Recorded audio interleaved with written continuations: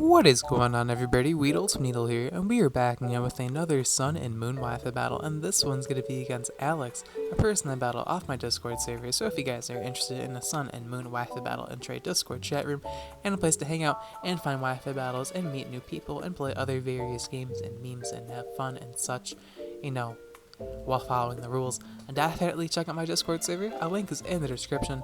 Now, me and Alex are having a rarely used battle today, as it's been a minute since I've played the rarely used tier, but Alex is welcoming me back with this nice stall team. How kind of him. But I'm using a pretty fun team. I'm bringing back the Gardevoir Linoone combination that some of you guys really enjoyed and wanted to see me use it again, so I'm bringing it back. I'm using Trapinch as well to trap steel types, and Scrafty is there pretty much for the blade, and that is the only reason why it's there. I realized, I'm like, wait, Trapinch should deal with the blade no problemo, and then I realized that I can't trap the blade because it's a ghost type, so I'm like, shit. And maybe my opponent won't realize that, but I realize that, and if they're smart enough, they'll be like, wait a minute, I'm not trapped, I'm the blade. So yeah, I'm actually realized that Aurora's literally destroys his team if I get rid of the Registeel and the Umbreon, so he's actually going to put it into Registeel on the Hyper Voice turn 1. I could have definitely double switched into Trapinch, but I had no idea what my opponent was capable of with the stall team. Most stall players aren't that smart. Like, I mean, it's just a rule of thumb. Like, if you use stall, you're probably not the best player, but like, well-played stall is like the most frustrating thing to play against. So I have to play really well against the stall, or else it's going to be pretty bad. So my opponent is not going to let me get the free switch into Trapinch on the Registeel. He's going to switch into Chestnut, so he's smart enough to not fall for that kind of thing, which is good for him. He gets a free layer of spikes up, but I do carry the Toxic on Mr. Pinch because I'm trying to poison this Chestnut. I know he's going to lay up a bunch of spikes because that's what stall does. It just slowly wears down your team, and you just get overwhelmed by entry hazards and stalling and just crap, what am I supposed to do? So I have to try to prevent the entry hazards if possible, but I have no Rapid Spinner or Defogger, so this is pretty bad for me. So instead of trying to weaken this Chestnut, I'm going to bring in my Quillfish, and I'm like, well, I don't know what, if you want to lay up spikes, we can lay up spikes. I have spikes and toxic spikes, bitch. We can play this shit all day. So I actually don't have toxic spikes on this one. I don't think I do. I have one with toxic spikes and spikes, but I never ever bring it because it's like offensive and I want my defensive one. So this is my defensive one, and it actually doesn't carry toxic spikes, so that's really upsetting, but it's alright, it's not a big deal. So I'm actually going to go for a layer of spikes here because, like I said, if 2 can play that game, I'm just going to spam my spikes as well because I don't think my opponent has a Rapid Spinner, and if he defogs away the entry hazard, so be it. Like, I'm fine with no entry hazards. Entry hazards benefits me more than it benefits you because you're using a defensively based team, and my offensively based team can pressure your defensively based team better, and your defensively based team can pressure mine because it doesn't have much offensive pressure. So this is where the entry hazards benefit me more than it benefits him, so I'm perfectly fine staying in here and spamming the broken entry hazards if he wants to play that game. So now he's going to bring an Umbreon here, probably to go for the Heal Bell on his Toxic Chestnut. I can definitely understand that. And now I'm going to lay up a layer of spikes, and I think it's my last layer. I think I have one more layer to set up, I believe. I don't quite remember. But yeah, I'm just gonna lay it up if it is my last layer. I kind of lost count because, we just sat through like freaking 6 turns in a row of spikes, so like I lost count. So this is my last layer of spikes, and now my opponent's gonna go for the Heal Bell just to heal off his Chestnut because, he wants to make this game last as long as humanly possible, so here we are. Now he's going to get some lefties recovery here, and I'm like, okay, so I don't have taunt on this Quillfish. I really wish I did. There's so many games where I'm like, I should just put taunt on this Pokemon and call it a day, but I'm like, no, it's okay, I want more coverage. And then I'm like, shit, I should have given it taunt. It always happens to me. But now I'm gonna bring in Callum here. My Assault Vest Scrafty, not the greatest set for it, but I don't know, it's whatever. So Callum is a very original nickname for the Scrafty, of course. And yeah, this Umbreon's probably going to want to switch out of here. I should have probably clicked knockoff, but I predicted the switch into D's Knots, or D's Knots, I don't know. That's like a beyond Hayden nickname. That's like on another level of like Hayden. Like, I'm sorry, man, you can't even like, I can never like match that nickname power. So I'm going to bring it I'm Fragile here. Takes spikes damage, it hurts a lot. But seeing his defensive Pokemon take 30% each turn from spikes definitely feels good, but of course he gets all that recovery from Wish, so I'm gonna actually switch out of here, expecting the Registeel or the Umbreon to come in because I am ground DMC Trapinch. This Trapinch is actually only level 7 because of, I mean, you don't really have to level up Trapinch to teach it TM moves, so yeah, it's pretty funny. So In comes Registeel, and I'm hoping that my max speed Trapinch can outpace this Registeel, but Trapinch actually has base 10 speed. It's pretty much the only Pokemon that it can outspeed is Pyukumuku, which has base 5 speed. So yeah, I'm gonna get outsped, and he's gonna lay up the nice last layer, Stealth Rocks, so he has 3 of those spikes and Stealth Rocks. He is ready, as now my Trapinch. I'm gonna go for the Tectonic Rage. Shinigu's gonna Earthbound, and we're just going to send the Registeel into the ground and throw him into the mantle, and I don't think Registeel's steel is strong enough to withstand the mantle, and it's just going to get demolished. So goodbye, Hunky.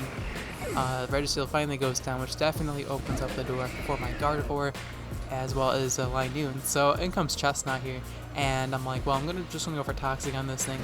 The pinch usage is pretty much done now. I mean, I can't really poison anything else. Like, I guess I could Toxic Stall the Chestnut because I do have Toxic Protect, but not really, and then he has Steel Bell, so I guess saving it isn't really benefiting me. As he reveals the Wood Hammer, so I'm glad I didn't decide to switch into that because that would have hurt a lot. But now I'm gonna bring it I'm Fragile here, my Aurorus once again, and take a shit ton of hazard damage, like all the spikes and all these Stealth Rocks, and I'm like, damn, that's exactly why I nicknamed this Aurorus I'm Fragile. But that just shows, entry hazards are fair and balanced when you don't have a hazard remover, and my opponent does have a hazard removal. I guarantee is Gligar carries Defog, but he just feels like having hazards on, I'm just gonna match his entry hazards. You know what? It's just like, we're just gonna play this game with max hazards, and we're just gonna, I'm like, well, you know what? That's fine with me, because that means the battle's gonna end faster. I mean, if I lose, that's fine, but I mean, I'm fine with it. So, I'm gonna go for Hyper Voice here, and it actually does a really big chunk of Umbreon, but I just went for the Wish. It's gonna go for Wish, and it's not good for my Aurorus, but I just wanted to pressure whatever else he brought in, and then I can lay up Stealth Rocks to finish up, the hazards. So now I can finally pressure his team as much as he can pressure mine, and I feel like a piece of shit for setting up all the entry hazards, but he did the same to me, so I don't know what. I don't care. Like, I'm gonna keep complaining about it, because I don't like entry hazards, but like, you're using a stall team, so I'm gonna set up all the hazards I can. So yeah, I'm not a fan of stall teams. They're not my favorite. They do guarantee the nice 10-minute videos of ad revenue, and I'm using a scratchy named Callum on this team, so it's perfect. But unfortunately, Aurorus is going to get Life Orb Stall as the Umbreon's going to go for Wish, and killing this thing's going to be a pain in the butt, because I do have Scrafty, but now I'm going to bring a pick-me-up here at my Linoone, and I wanted a Belly Drum on this thing, but all these hazards are going to make this impossible for me, so I don't think I can set up a Belly Drum, because he can just foul play me away, so I'm going to decide to actually not be a Belly Drum set and trick away my Choice Scarf, because why would you use Belly Drum Linoone when you can use Choice Scarf Linoone? So we're going to trick the Umbreon Choice Scarf, and we're going to lock it into foul play, which isn't really going to do all that much damage. It is a 2 KO on me, it looks like, because it is stab from Umbreon, and I guess Linoone has decent attacks to that. I think it's like base 80 or 70, one or the other. But I'm just gonna go for the Simple Beam here. Now you guys are probably like scratching your heads if you've never seen this before, but just keep watching. This is not as autistic as it seems. So we're going to give this thing Simple, and Foul Play is going to knock out my Linoone, unfortunately, but this is fine. Linoone's part of the sacrifice needed for this thing to work out. So now I'm gonna bring in Casey Trun here, the Gardevoir, and we're going to actually take a shit ton of hazard damage, which kind of blows, but it's fine. And we're going to trace the Umbreon Simple that we just gave it with Simple Beam. So Simple doubles your stat changes for the guys that are not familiar with that, even though I use Barrel and Swoobat and this several times beforehand. So you guys should be familiar with Simple as the ability. So I'm going to go for Calm Mind here, and Calm Mind's going to give me double my special attack and special defense, so +2 in both of them. And then comes Gligar, and I don't think Gligar can knock me out unless it has like Poison Jab, so gonna go for Calm Mind once again, no reason not to, right? So now I'm at +4 special attack and special defense, and considering my opponent has a stall team, it's not looking so good for him. But yeah, Earthquake, as long as he doesn't crit me, I should be fine. I should be able to tank it, as thankfully we're able to. And now we're going to actually eat our Salac Berry, which if he knocked me down any lower, or didn't knock me into Salac Berry, I do have Endure to guarantee that I get my Salac Berry proc against offensively based teams. But like I said, if I face the Blade, this set is pretty much fodder, but it's okay. I don't think the Blade can one-shot Gardevoir from at least over half health, but I'm not too sure. I have some defense investment on this Gardevoir, but not enough to tank the Blade. That's why like I have Scrafty and Trapinch on here to get rid of the Blade, but Trapinch can't even do that because he can switch out, which is pretty sad. But yeah, Stored Power, Unaware doesn't. I don't really care if you have Unaware. Stored Power is at 200 base power at this point. I'm at +4 special attack and Spadef and +2 speed. That is 10 stat changes. That means Stored Power has 200 base power, which is the max I can even reach. So yeah, this game is pretty much looking like a slaughter fest after the slow uphill battle, because we got the hazards up, we pressured his team, and then eventually we were able to bring out the set late game once we got rid of Registeel. And he's going to bring in Drop a Draco here, nice poke game reference, but it does not matter.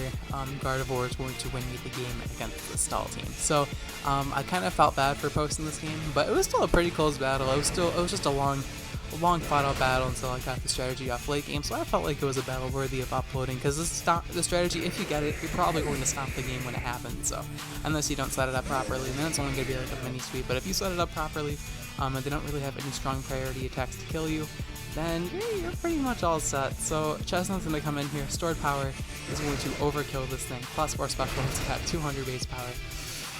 Goodbye, Chestnut. So yeah, down goes the Chestnut, and if you guys are interested in this, the Gardevoir and Linoone strategy, I'm sure I'll let you guys know what it is somewhere in the video, as it's not the best or most consistent strategy in the world, but I love it. It's a personal favorite of mine that I've created, and I don't know, it's just fun to use. So I hope you guys did enjoy this Wi-Fi battle. If you guys enjoyed the Wi-Fi battle and want to support the channel, please be sure to leave a like on the video, as it's the best way to show your support towards the YouTube channel, and I really appreciate it.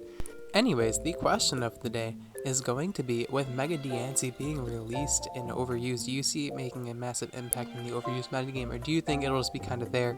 It'll be a threat, but it's not going to be like a big deal. Let me know in the comments down below if you think Mega Diancie will be a pretty big deal in the Overused metagame, and if you are excited to use it. And if you guys don't know how to get Mega Diancie, I'll leave how you get it on the screen. You just plug in this code in Mystery Gift and it will pop up for you, and there's also some code for the recent Mega Evolution stones like Megalopunny and stuff that'll put on the screen as well.